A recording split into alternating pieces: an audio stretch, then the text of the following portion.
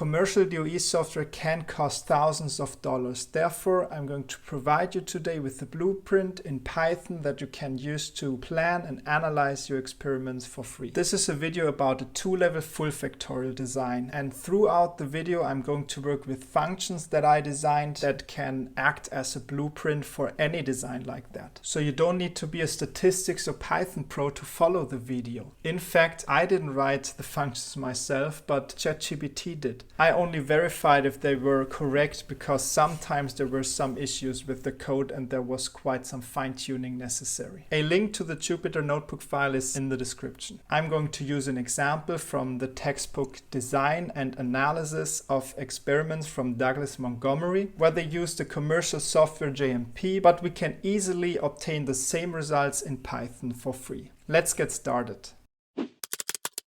The example we're going to look at is from a chemical product that was produced and now needs to be filtrated to complete the process. The current process gives filtration rates around 75 gallons per hour, and factors that are suspected to influence the filtration rate are temperature, pressure, concentration of formaldehyde, and the stirring rate. The formaldehyde concentration is currently at the high level, but the aim is to reduce that concentration. That was previously not possible because it would always reduce the filtration rate and cost a lot of money. The PyDOE package is an experimental design package for Python, and you can use it to create all sorts of designs. But we are going to focus on only the full factorial feature for now.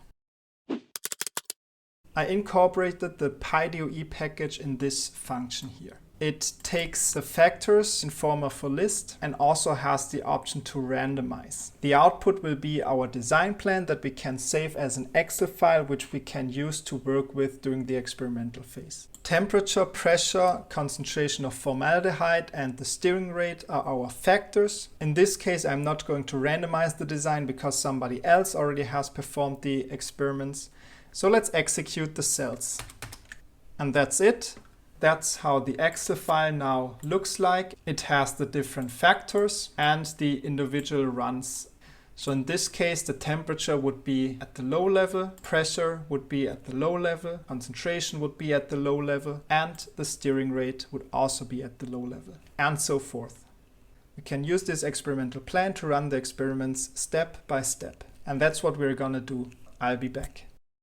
Here I am again. It was a short break because I only had to copy paste the result variables, the filtration rate from the Montgomery textbook into our Excel file. And now we can start analyzing the data and try to find out how we can increase the filtration rate even though we use less formaldehyde. Plotting the results is always a good way to get an overview about your data. And I always like to look at the main effect plots first. It tells you how the filtration rate changes if you increase the temperature from the low to high level. For example, from 20 to 80 degrees. And the same for the other main effects: pressure, concentration of formaldehyde, and the stirring rate. This function here takes the Excel file, and you also need to specify which column is the results variable. Then it calculates the main effects and plots them in a bar plot. So let's execute the cells, and here we go with the main effects plot. From this main effects plot, we can already see that the pressure seems to play a minor role when it comes to changing the filtration rate, and the three other factors, temperature, concentration, and stirring rate, they seem to have a larger effect, with the temperature having the most significant effect. This is already quite interesting, but the main effect plots alone don't really tell us much, because if there are interactions between two or more factors, then these main effect plots might actually be obsolete. Because it might be that the temperature does change the filtration rate at a very high stirring rate, but has no influence at all at the low stirring rate. And that's what we need to find out with interaction plots. It is basically the same function as previously with the main effects, but this time it calculates the two-way interactions instead of the main effects. So let's execute the cells and look at the plots. And here we can see that there seem to be two quite significant interactions happening. One is a negative interaction between the temperature and the concentration of formaldehyde, And the other one is a quite significant positive interaction between the temperature and the stirring rate. In general, the taller the bar, regardless of direction, the stronger is the interaction between the two factors. A positive interaction, like between temperature and stirring rate, indicates a synergistic interaction. Ice cream tastes better with chocolate sauce than either one alone. A negative value, like between temperature and the concentration of formaldehyde, describes an antagonistic interaction. Ice cream with ketchup tastes worse than either one alone, even though ketchup without anything is already quite... Anyway, positive interactions reinforce each other and negative interactions counteract each other. The importance of interactions might become clearer if we plot the results slightly differently. These are point plots, and this one here corresponds to the temperature concentration of formaldehyde interaction, and this one corresponds to the temperature stirring rate interaction. Here we see that for the low temperature, stirring rate almost has no effect on the filtration rate. However, for the high temperature, there is a very significant effect. At the same time, does concentration of formaldehyde increase the filtration rate quite significantly if the experiment is run at the low temperature. However, a higher concentration of formaldehyde actually decreases the filtration rate if the experiment is run at the high temperature. So it seems like in these two interactions actually lies the key of solving our problem to have a higher filtration rate but at the same time operate at the low formaldehyde concentration level. And this information will also help us to perform the Anova now, the analysis of variance. I don't want to get into the details right now of what an Anova is. For now, it's just a tool that we use to test whether parameters are significant or not. Like when I go for a run and I was quite fast, then I might just have had a good day. Performing an Anova will tell us whether it was just a good day or it's actually an improvement. And unfortunately, this time I don't have just a function for the Anova that you can click and automatically get the results like for the plots and creation of the experimental plan, because it actually requires some work this time. Sorry for that. First, we need to define the model, basically which parameters do I want to have included. And then we use the OLS function to fit the model. And last, we're going to print the Anova table. For now, for the beginning, let's only include the main effects. And let's just look at the Anova table, how it looks like. And it might look like a lot, but in fact, it's not. Because what we only need is this very first column here that defines the parameters or the model terms, and the very last column that describes the p-value. And if the p-value is below 0.05, then we say it is a significant term with a 5% chance of being wrong. You can also go higher or lower than that, but 5% significance level, that's common practice.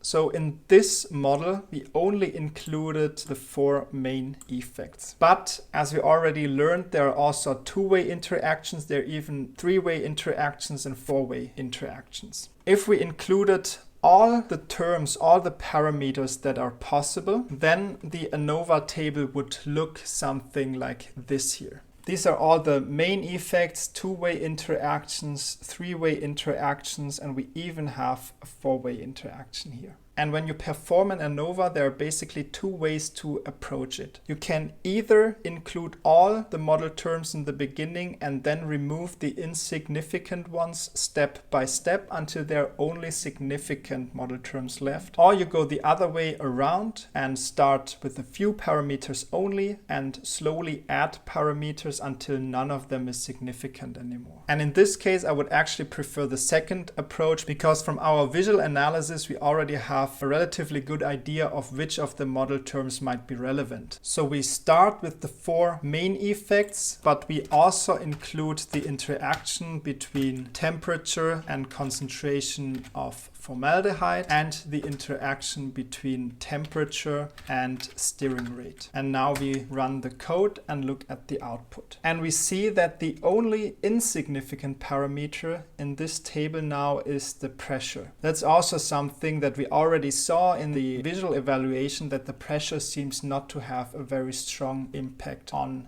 the filtration rate itself. So let's remove the pressure from our model and run the code again. And this time we're only left with significant parameters. Now we could also add the three-way interaction now between temperature, concentration of formaldehyde and stirring rate, because we had a quite strong two-way interaction there. And we did not look at the three-way interaction during our visual analysis. So it could be that it is actually significant. But we can see that the three-way interaction is not significant. So we remove it again. And this seems to be our model that we can use to predict our optimum parameters. But before we do that, we need to do some model control.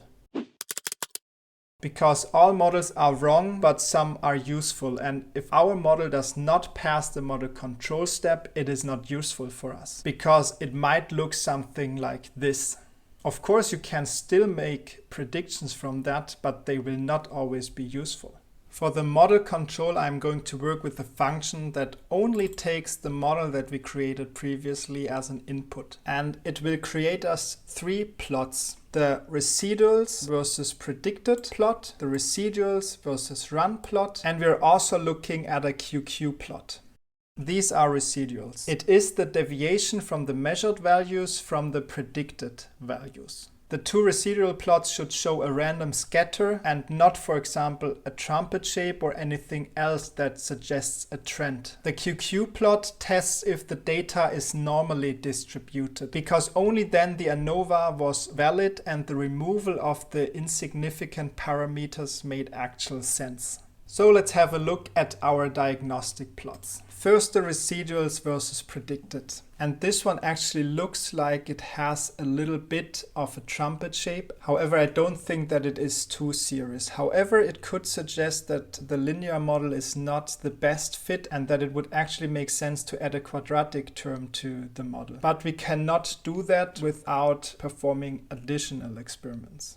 The residuals versus run plot looks quite good. A trend here could indicate some time-dependent effect. For example, that the filter clogged and thus we measured a decrease in filtration rate over time. Blocking and randomization might help in a scenario like that so that your analysis is not completely ruined. For the QQ plot, the data should follow this red line, because only then it is normally distributed. In this case, there might be a slight S shape, but it doesn't look too serious, to be honest, so I think it is still okay. Sometimes if you have an S shape, it can help to add higher order interaction terms or to transform the data to a logarithmic scale. But all in all, I would say that the diagnostics here look good and that our model passed the control step.